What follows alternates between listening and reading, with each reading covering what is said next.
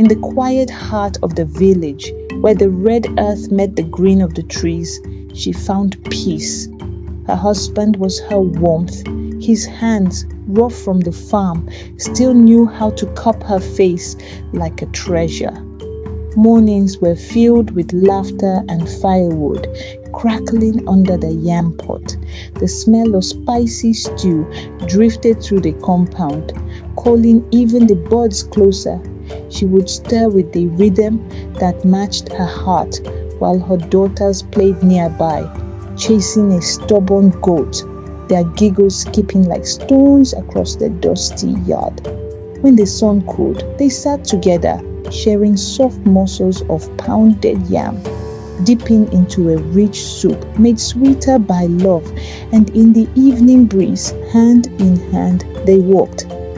She believed this joy would last forever. Her daughters grew full of laughter, light, and innocence. But in the eyes of her in-laws, they didn't count. "She's only giving us girls," one whispered, watching her comb their hair in the courtyard. The looks became colder, the greetings shorter. Then came the herbs. One day, her husband sat outside, drinking a bitter concoction from a native herbalist. And not long after, she too was made to drink. A hot, smoky mix that stung her tongue and burned her throat. At night, she would stare at her daughters as they slept, her heart swollen, not with shame, but with fear. Fear that the world would never see the worth in what she'd given life to. And when the in-laws returned again, pointing at her belly, frowning at her silence, she knew in their eyes her motherhood was incomplete. Inside the clay-walled room, her husband lay still, his chest no longer rising. Covered in white cloth, the man who once made her smile was now just a memory. Outside, the village gathered with baskets of palm leaves and cold ice. They came to bury a man, but with him they also buried her peace. She fell to her knees beside his grave. The red earth smelled of rain. Her hands trembled as she pressed her wrapper to her face, choking on her own sobs. Not long after, the whispers began. "No, son, what did she expect?" one muttered. "She must return to her father's house," another said. She heard them, every word, every glance. They didn't even wait for her tears to dry. That night, she sat outside her dark home. A single lantern flickered beside her. Inside, her daughters slept, peaceful, unaware that their mother's world had cracked wide open. The voices were loud this time, no longer whispers. "Go back to your people. This house is for mothers of sons."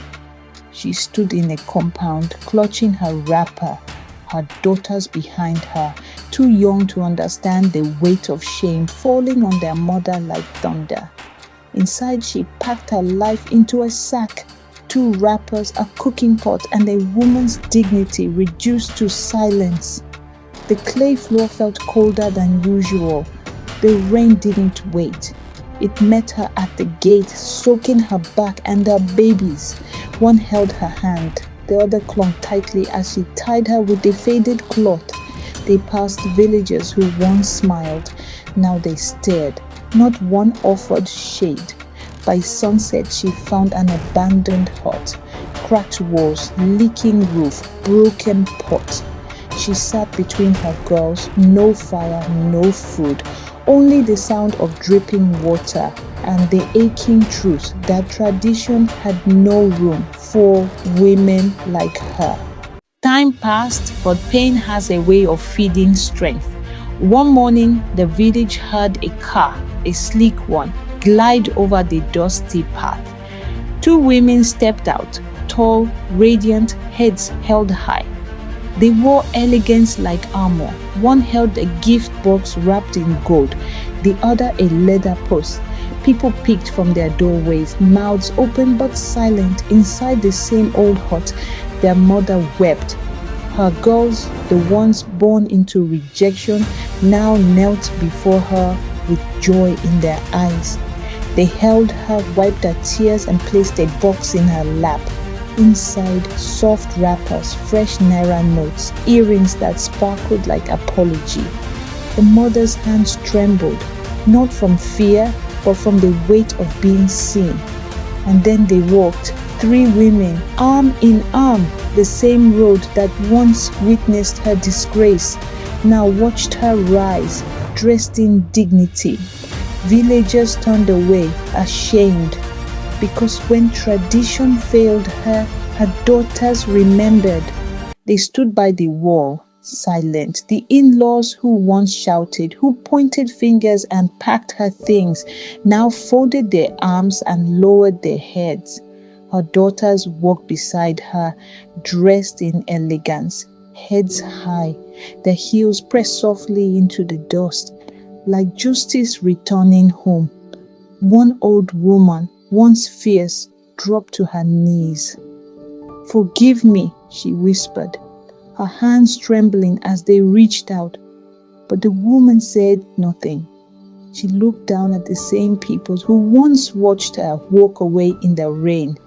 Her daughter stood close, not angry, just present.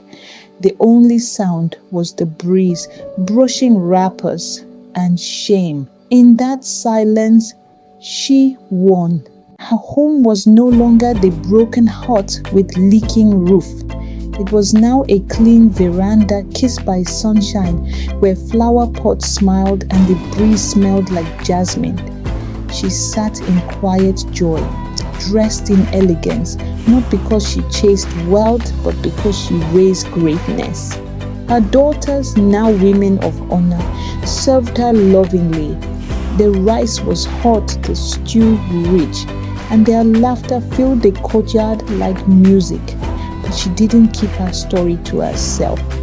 Under the old village tree, she gathered little girls and taught them not just letters, but strength. "You are enough," she would say. "You are not a mistake." Behind her, a sign read, "Every girl deserves a future." And as the sun dipped low, she walked hand in hand with her daughters. The same hands that once held sorrow now held legacy, and the world finally read the truth. Never look down on a girl. They carry nations in their hearts.